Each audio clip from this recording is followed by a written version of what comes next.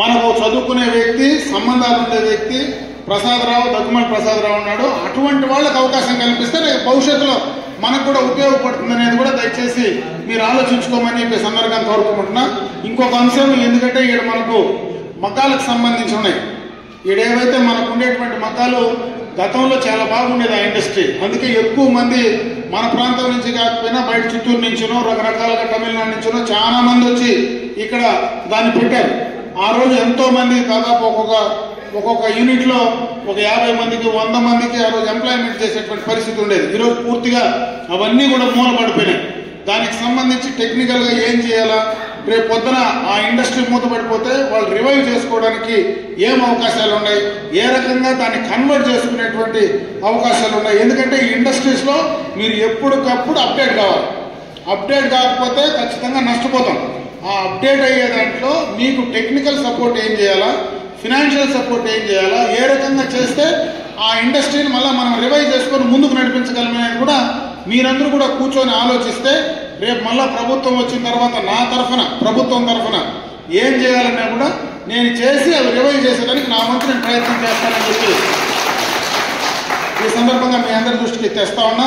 ఇకపోతే దీనికి సంబంధించి మీరు కాంపౌండ్ వాళ్ళో లేదంటే ఇక్కడ సెక్యూరిటీకి సంబంధించో ఏది కావాలంటే రేపు ఏపీఐఎస్ నుంచి వాళ్ళు మనకి ఏం చేయగలరు, ఏ రకంగా మనం దాన్ని ఫుల్ఫిల్ చేసుకోవాలనేది మళ్ళీ కూడా ఖచ్చితంగా నేను మళ్ళీ మీరు ఎప్పుడు కావాలంటే మీరు ఎప్పుడు పిలిచినా రేపు మళ్ళీ మన ప్రభుత్వం అధికారంలోకి వచ్చిన తర్వాత ఇదే రకంగా మీ ఇండస్ట్రీకి సంబంధించినటువంటి ఇక్కడ ఉండేటువంటి మీరందరూ ఒకసారి నన్ను మళ్ళీ పిలిస్తే నేను ఇక్కడికే వచ్చి కూర్చొని ఆ డిపార్ట్మెంట్ ఆఫీసర్లు కూడా రమ్మని ఏ రకంగా మీకు చేయగలం, వాళ్ళ దగ్గర ఏం అవకాశాలు ఉన్నాయి, మనకి ఇక్కడ ఎంతవరకు వాళ్ళు చేయగలరు, లేదా ఇక్కడ కాకపోతే మనం వేరే ఢిల్లీ నుంచి ఏ రకంగా మీకు సపోర్టు గవర్నమెంట్ ఆఫ్ ఇండియా నుంచి ఏ రకమైనటువంటి అవకాశాలు ఉన్నాయి, అవన్నీ కూడా తీసుకొని పూర్తి స్థాయిలో ఏదైతే ఇక్కడ ఈ ఆటో నగర్ను ప్రతిష్టాత్మకంగా తీసుకొని మిమ్మల్ని అందరినీ చిన్న చిన్న ఎంటర్ప్రినర్స్ అందరినీ కూడా ఇక్కడ తయారు చేయాలనేటువంటి ఆలోచనతో ఆ రోజు బీజం వేసుకొని నేను చేశాను.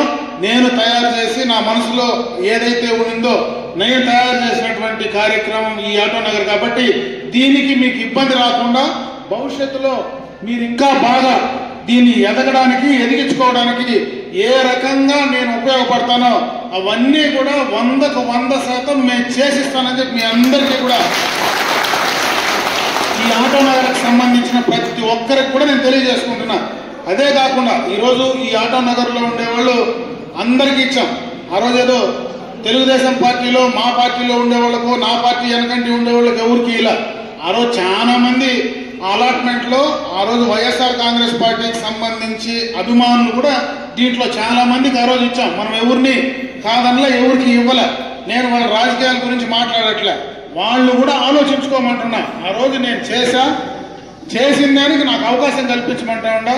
మీరు అవకాశం ఇస్తే రేపు మళ్ళా మీ అందరికీ పూర్తి స్థాయిలో అన్ని రకాలుగా చేసి చూపిస్తా. ఎందుకంటే ఇది చేశాను కాబట్టి చేసి చూపించడానికి అవకాశం ఉంది. కాబట్టి మీరు కూడా ఆ రకంగా నాకు సహకరించమని చెప్పి అందరినీ కూడా మనస్ఫూర్తిగా కూడా కోరుకుంటున్నా. కాబట్టి మీరందరూ రేపు ఎన్నికల్లో సైకిల్ గుర్తుపైన ఓట్లేసి నన్ను మీ ప్రజాప్రతినిధిగా ఎన్నుకోండి.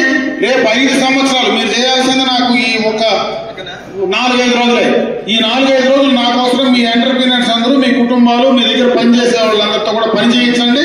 రేపు 5 సంవత్సరాలు మీరు ఏం చెప్పినా అది చేయడానికి నేను సిద్ధంగా, ఏ రోజు పిలిచినా ఇక్కడికి వచ్చి ఇదే చోటకు వచ్చి మళ్ళా కూర్చొని చేసేదానికి నేను సిద్ధంగా ఉంటానని చెప్పి మరొకసారి ఈ ఆటో నగర్ లో ఉండేటువంటి మీకు, అదే విధంగా మనకు ఉండేటువంటి పాత ఇండస్ట్రియల్ ఎస్టేట్ గ్రామాలకు సంబంధించిన వాళ్ళందరికీ కూడా మనస్ఫూర్తిగా చేతులకు నమస్కారాలు తెలియజేసుకుంటూ సెలవు తీసుకుంటూ జై హింద్.